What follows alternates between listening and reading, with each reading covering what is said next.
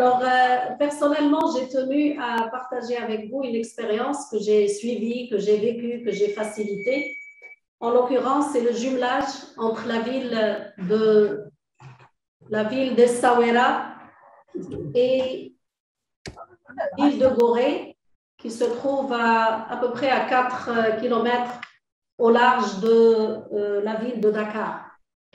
On était en train de préparer les premières assises des collectivités locales entre les villes et les collectivités locales sénégalaises et leurs homologues au Maroc, qui devaient avoir lieu à Fès en 2005. Et parmi les activités qu'on a eues, c'était la visite de l'île de Gorée. À l'époque, j'étais directrice des affaires juridiques au ministère de l'Intérieur du Royaume du Maroc. Et pendant cette visite, pour vous montrer qu'il faut un contexte pour créer ou mettre en place une coopération décentralisée.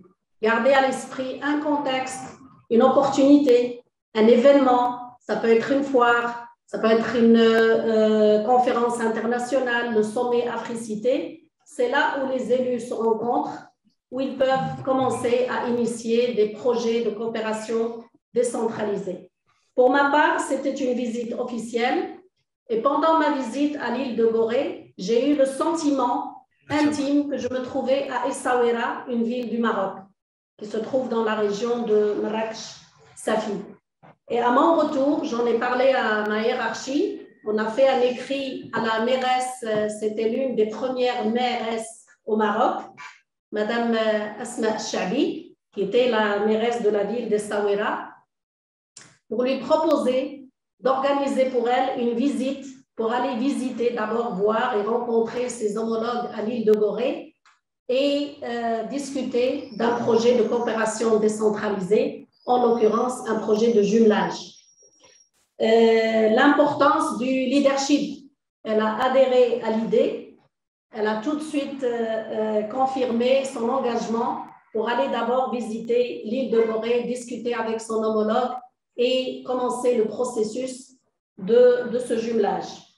Elle a bénéficié de l'appui technique du ministère, aussi de l'appui financier de son conseil, de sa commune, pour pouvoir organiser la première visite de la mairesse d'Essaouira pour aller visiter son homologue à l'île de Gorée. Chose faite, je crois que c'était vers la fin de 2004, elle a visité, elle a regardé, elle a discuté, elle a vu toutes ces similitudes. Là, on parle de jumelage, des similitudes en termes de relief, d'histoire, de géographie ou d'engagement pour la culture. Les deux villes travaillaient beaucoup sur la culture, Essaouira et l'île de Gorée, et également de convenir de l'organisation d'une visite similaire pour le maire de l'île de Gorée pour qu'il vienne visiter l'île d'Essaouira. Il y a ce moment d'échange. Moi, je dis toujours, c'est comme les mariages. Avant la signature officielle de l'acte de mariage, il y a les fiançailles. On échange des visites, on doit se connaître, on doit s'apprécier pour passer à la signature officielle de cet acte de jumelage. Comme le disait à l'instant Marga, on doit respecter le cadre juridique des deux pays, les procédures imposées par les lois, par les décrets ou par les règlements. Et chez nous, comme à Dakar, il y a un cadre juridique qui régit les coopérations décentralisées. Il faut délibérer devant le conseil, il faut préparer tout ce qui est prévu par les textes pour qu'il n'y ait pas de rejet par la suite ou d'obstacles pour le montage de votre coopération décentralisée. Cette visite a permis donc de signer un premier protocole d'intention entre les deux maires et par la suite, c'est devenu un jumelage depuis 2005 jusqu'à aujourd'hui. Capitaliser la coopération décentralisée, faire en sorte qu'elle progresse progressivement, j'allais dire, avec des visites, des échanges de visites, avec un choix des axes prioritaires sur lesquels on va travailler.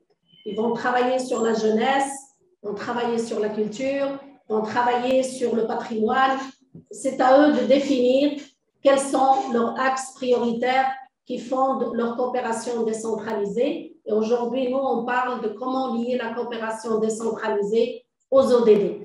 Voilà, grosso modo, pour résumer, il faut un contexte, une opportunité, un événement, il faut une décision, il faut du leadership, il faut un engagement, il faut des appuis techniques et financiers, surtout financiers.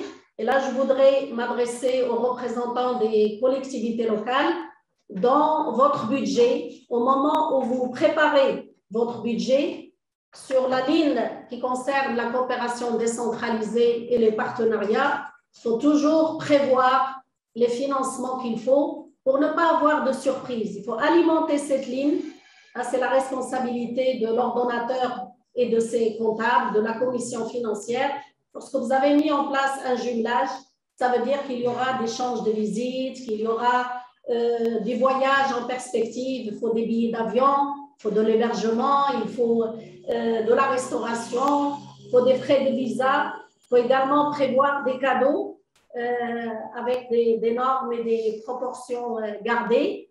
L'échange des cadeaux, c'est aussi, ça fait partie du renforcement des amitiés, de la fraternité. Et il faut également préparer des documents sur votre ville, soit des petites brochures, des flyers, les armoiries, tout ce qui permet de donner de la visibilité à votre ville ou votre commune vis-à-vis de son homologue, que ce soit un projet de jumelage ou un projet de coopération décentralisée ou le travail d'une association nationale ou d'un réseau de collectivités territoriales.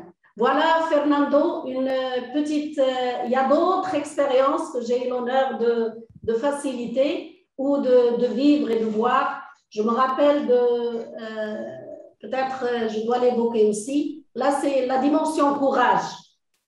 La région de Rabat-Salé, même si à l'époque le cadre juridique n'était pas très clair sur la coopération internationale pour les régions, on avait un président de région très engagé, avec beaucoup de charisme, qui a mis en place beaucoup de coopération décentralisée avec des régions à travers le monde, même en Chine, en Afrique, en Europe et dans les différentes parties, en essayant de faire du lobbying, de la mobilisation pour que ces coopérations décentralisées soient mises en place et qui existent jusqu'à présent. Je terminerai par la question de la documentation des coopérations décentralisées, parce que chaque élection nous donne de nouveaux élèves. Il faut qu'il y ait la mémoire, il faut qu'il y ait l'histoire, pour qu'on ne réinvente pas le roue. L'archivage des documents sur la coopération décentralisée, c'est très important. Il faut documenter votre coopération décentralisée. Il faut garder les documents officiels, les délibérations, les protocoles de jumelage, les conventions de partenariat. Et c'est un processus qui se construit avec le temps, quel que soit l'élu local qui dirige la commune. C'est pour la commune qu'on le fait, pas pour une personne en particulier. On le fait pour le territoire, on le fait pour la collectivité locale et in fine, on le fait pour la population de ce territoire. Et je vous remercie.